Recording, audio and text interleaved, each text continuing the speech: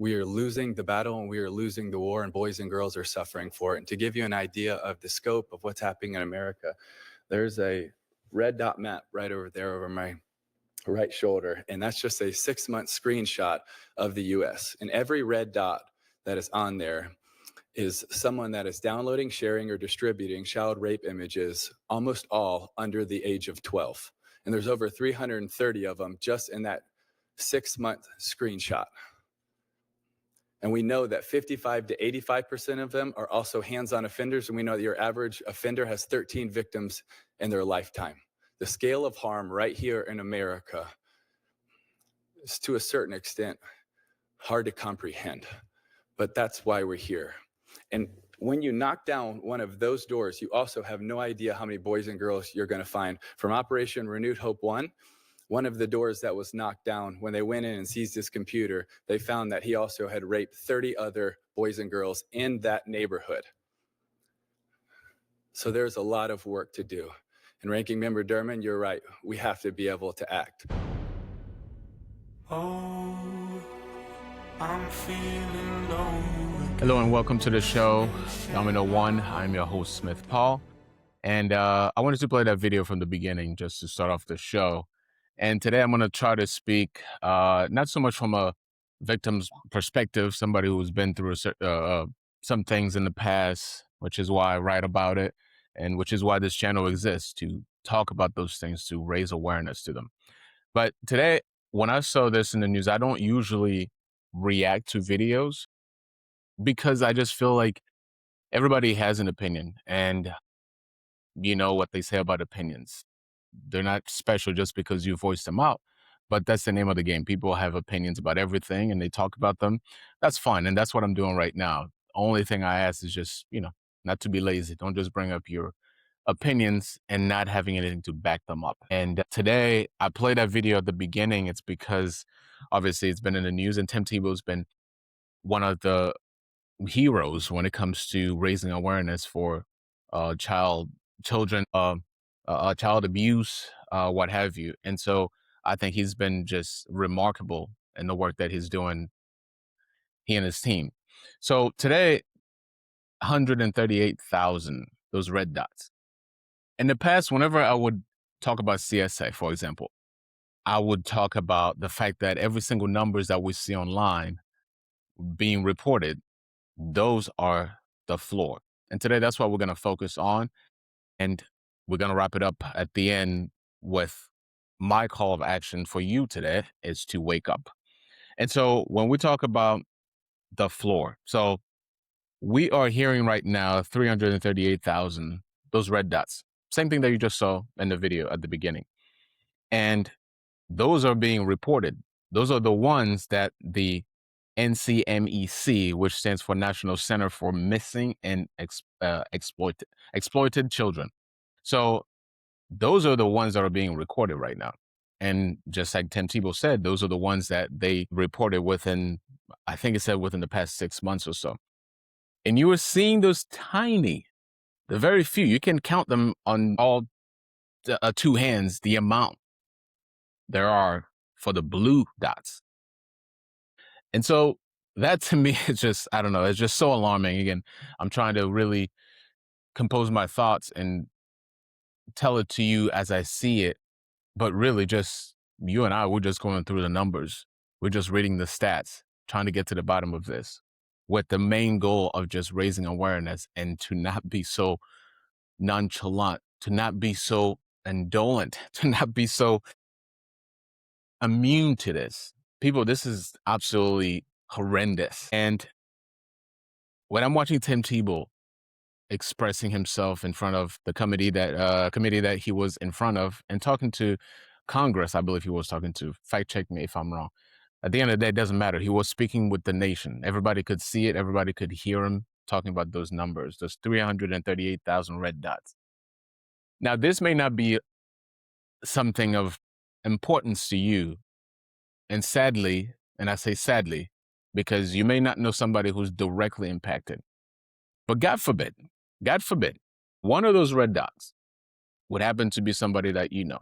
God forbid, one of those red dots is your son, your daughter, And the sad reality of it is, just like I always talk about, every single one of us, the chances of knowing somebody that has been through some sort of CSA or SA or child exploitation scenario is very high. Most likely, you know somebody who's been through it. That's just the way it is. Because when you look at, again, we're speaking from the floor. We're speaking from the reported numbers that we're getting from places like such as the CDC and RAIN.org. 1 out of 4 girls experience sexual abuse before the age of 18. 1 out of 13 boys experience sexual abuse before the age of 18. And guess what? Those numbers, they're not being the floor. They're not those 338,000 red dots. So those are, again, being reported. What about the ones that are not being reported? I'm sorry. Those 338,000 red dots, those are the ones that we know of. The ones that are being reported are the blue ones. I mean, if that is not alarming to us, I don't know what will be alarming to us. Really, does it have to get to the point that our neighbor is one of those red dots?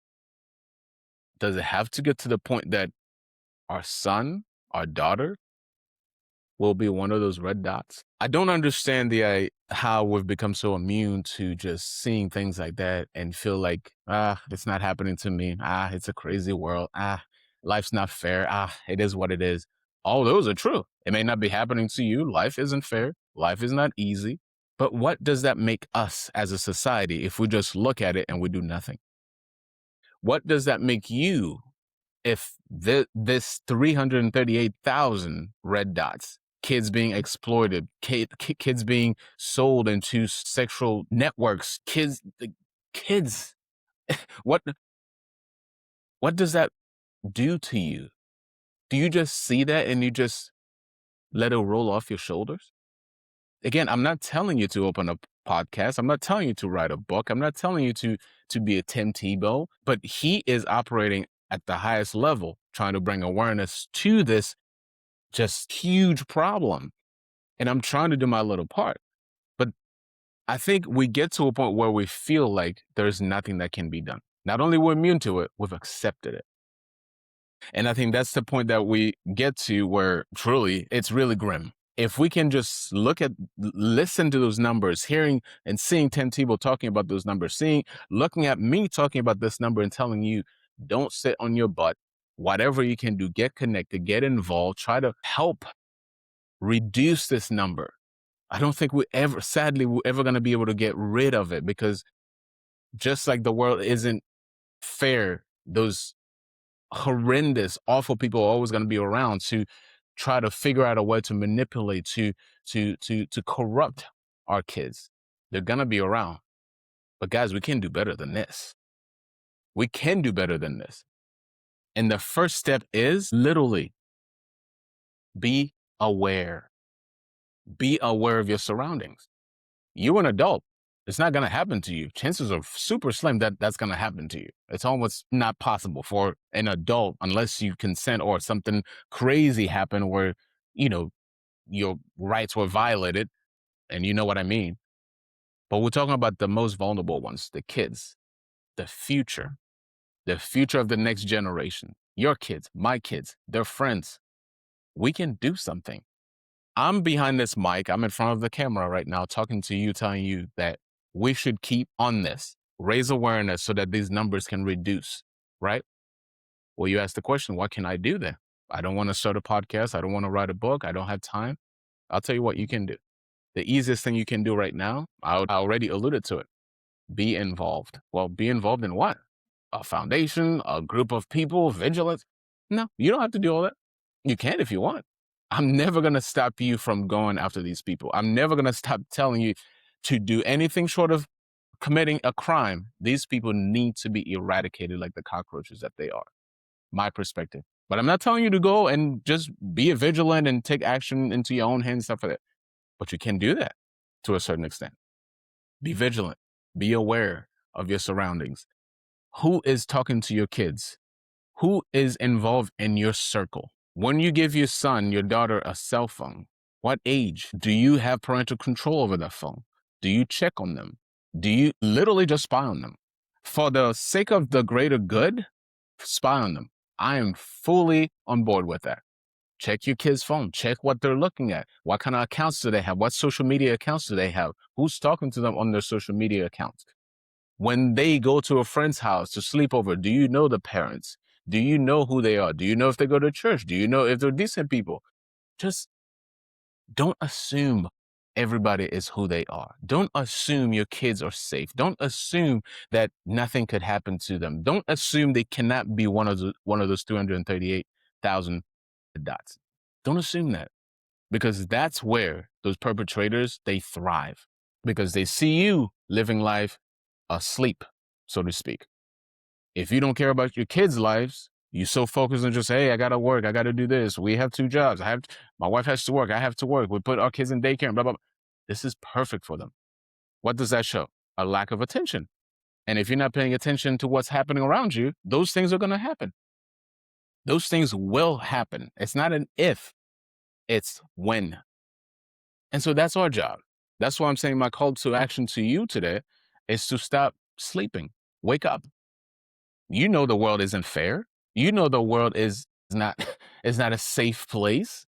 A lot of crazy people are around us. Speaking of crazy people, I've alluded to those numbers before, but for the sake of this conversation, because I believe it's apropos to what we're talking about right now, let me give you a breakdown. So, talking about the world isn't fair. When we talk about CSA, when we talk about CSA, we're looking at the perpetrators. How would you like to make a difference today? Well, with the price of a cup of coffee, you can help me send kids to school in Haiti, my hometown, Cap Haitian. Gandhi once said, if you want to find yourself, lose yourself in the service of others. Now head on over to smithpaul.com and see how you can help me make those dreams a reality. Thank you.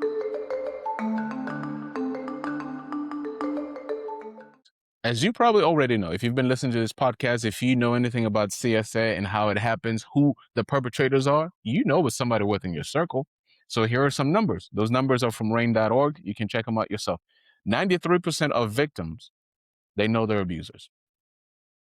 34% are family members, percent acquaintances, and just 7% are strangers. 7% of perpetrators are strangers. 93% of the perpetrators, the victims, absolutely know them. They're people from your church, people from your family group, people from your friend circle, the acquaintances, the kids, the people that you send your kids to for sleepovers that you barely even know. All you know is that your kids go to the same school as them. There's the trust, huh? You really think that's all it takes? With all these numbers out there for you to read about, you really think you can take that chance? You really think you can take that chance? And we talk about the fact that our kids these days, they're not getting the best childhood. And that's true. And I'm not insinuating that when I was raised or way back then, they had it so well, nothing like that was happening. I'm sure it was happening to us to a certain extent. But my goal is not to go back and look at how much they suffered. I'm looking at how much we are suffering now, how much our kids are not getting what they're supposed to be getting. The bare minimum, really. I'm not asking for much here. I'm asking for parents to pay attention to their kids, be vigilant, be on guard. Don't just trust somebody just because your kids go to the same school as their kids. Don't just trust somebody just because they're nice to you. You don't know their motives. Sure, Smith, you are super paranoid. Perhaps. But that paranoia, it's healthy. It's a healthy one. And I suggest that you have the same one too, because your kids' future depend on it. You can't undo sexual abuse. You can't undo it. Once it's happened, it's there. You just got to live with it. Figure out the most healthy way to deal with it. That's not something we can chance, people. And I'm speaking precisely to parents. And for those who are being victimized right now or who have been through the abuse, again, I have to plug my book because I know how much I put into it being a self-help book. I truly believe that can help you. There are other books out there. But most importantly, you don't have to read the book. You don't have to do anything else. Be vigilant. Be on the lookout. Understand what your purpose is. And you don't have to be a Christian to have a Christian-driven purpose and knowing what God wants for you, although that's what I would certainly suggest to you. But just understand, you weren't born to be exploited. I'm sorry. You weren't put on this earth so that somebody can use you as an object. You weren't put in this earth so people can abuse you at their will. You are a child of God. That's my belief. And there are certain rights that we have, especially in this country. We're talking about the land of freedom. This is the land for the free. This is the land for people to come in and make the best out of what they can do. Opportunities are everywhere. Where are the opportunities for those kids who are being exploited right now? Those kids who are being abused? Where are the opportunities for those 338,000 kids? And where's the justice? Where's the justice? So we live in a country, again, nothing's perfect, nothing will be perfect. But at the very least, I think we can agree, or at least we should agree, that the United States, these numbers are absolutely abhorrent and unacceptable. Comment below and let me know. I don't think that's too much to ask. I'm from Haiti, and things like that certainly are happening in third world countries like Haiti. Absolutely. I've lived it. I've seen it on a regular basis. But guess what people say there? Just like any other third world countries. I think it was a movie, I think The Sahara, good movie, really good movie. That's one of my favorite movies. I think the main actor is, what's his name? The guy that says, all right, Matthew McConaughey. So I remember a scene where the bad guy, the villain, said at some point, this is Africa. Nobody cares about Africa. This is Haiti. Nobody cares about Haiti. 38,000 kids may be being molested right now, abused, violated, exploited.